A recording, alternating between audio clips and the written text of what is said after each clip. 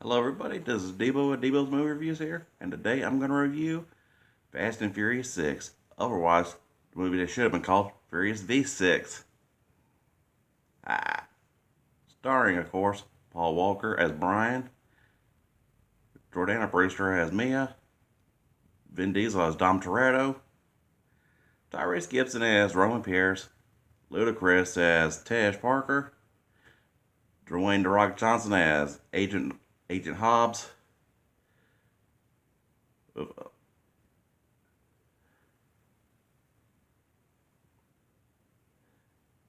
Gina Carano as Riley, and Gal Gadot as Giselle, and Sung Kang as Han, featuring Luke Evans as the villain Owen Shaw. I'll say, excellent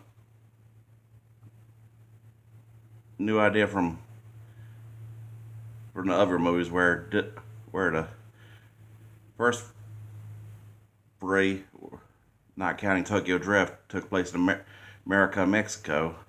Five took Brazil, Tokyo Drift, of course, Tokyo. And this one is London and Spain, to where to as for the post credit from Fast Five had at Agent Fuentes talking to Hobbs to how she went from Customs Department to DSS. Kind of just is out there because Ava hadn't been back for no future sequels and such. But there's still time to get her in that all female sequel they're talking about. And hell, back to Furious 6. I gotta say, this is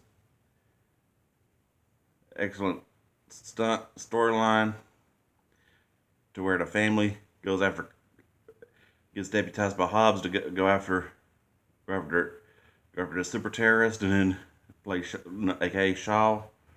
And oof, talk about some excellent action scenes. Of course, this franchise is known for from the from that chase, that attack in Russia. Then there's the whole scenario with those custom cars of Sean and one of his goons had, which looked like the roll cage of a stripped down version of a Rolex car. Try to convert it into an Indy car with a launching ramp to plow cars out the way, which I always kind of thought was badass and reminiscent of Gone in 60 Seconds too, which I'll get which I'll get to when I review the original Gone in 60 Seconds, not the one with Nick Cage, but back to the family, of course. Like I say, excellent take from where it takes from to where it takes off where five ended, where Brian and Dom have their little race to the hospital for to see Mia's baby, and then of course Hobbs shows up and then at Dom's place and whips out the dossiers telling him Letty's alive after moving on with that agent from Fast Five.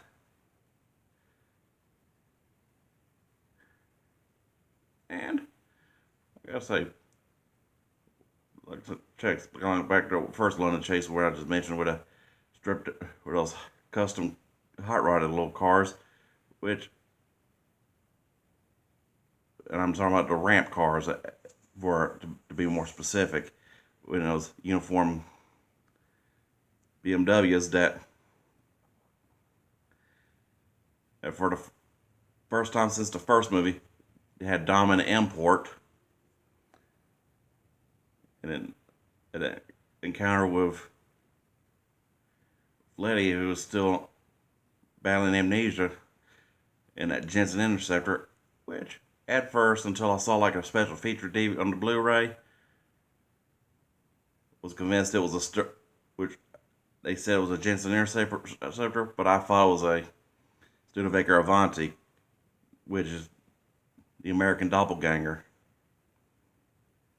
And you know, and then they had the one Tokyo Street race scene out of Fast and Furious movies, which, you know, 5-on-Ups turned into like a 007 type parody or such, which, of course, Roman made that joke in this movie when they're in the planning room. And the whole that funny scene where they're at the car auction and they buy up all those fancy hot rods, and because they needed older cars that didn't have computer chips in them, so they wouldn't be traced, which is always another great use for older for promote more old cars in movies. Because let's face it, I watch Fast and Furious movies for the American muscles, not the imports.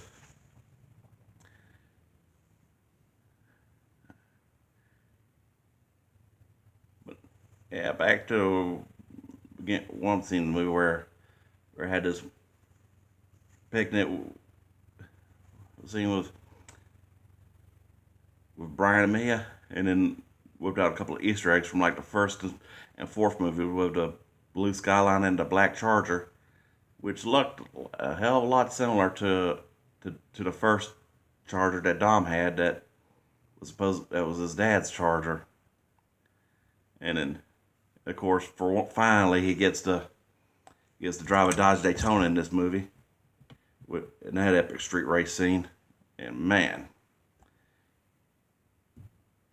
about time they used one of them cars, because they should have used them sooner. But hey, about time Hollywood actually put one in a spy movie, because for Dodge Daytona, which was designed for racing, I'm like, if it was good enough, that and Dodge Daytona and its doppelganger to Plymouth Superbird, if it was good enough for guys like Bobby Allison and Richard Petty, it would have been good enough for James Bond. But hey, Dom Toretto's close enough. Hell, that's some epic scenes. Then the whole Spain thing, and of Tej going, guys, they got a tank, and only in a movie where a tank could easily destroy a Boss Mustang. 69 for the non-car people out watching.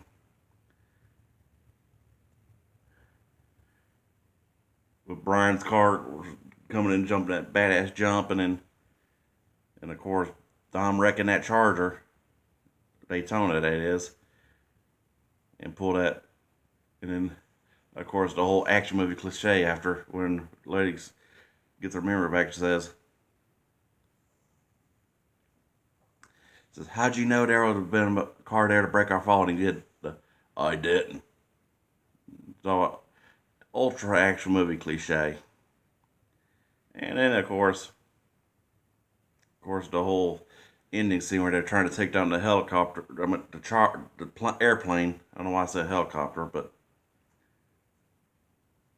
oof, those some excellent fight scenes, and because yeah, not only was this movie known for its car chases, but there's been some excellent hand-to-hand and gunfights. Because hell, it did have MMA fighter Gina Carano in it.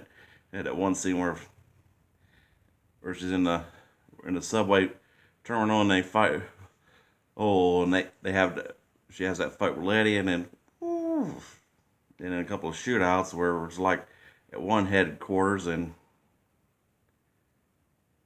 then the airplane with Dom and his trusty shotgun, which for once actually gets some shots in there. Where I like one with Hobbs in it and his gun, and oof.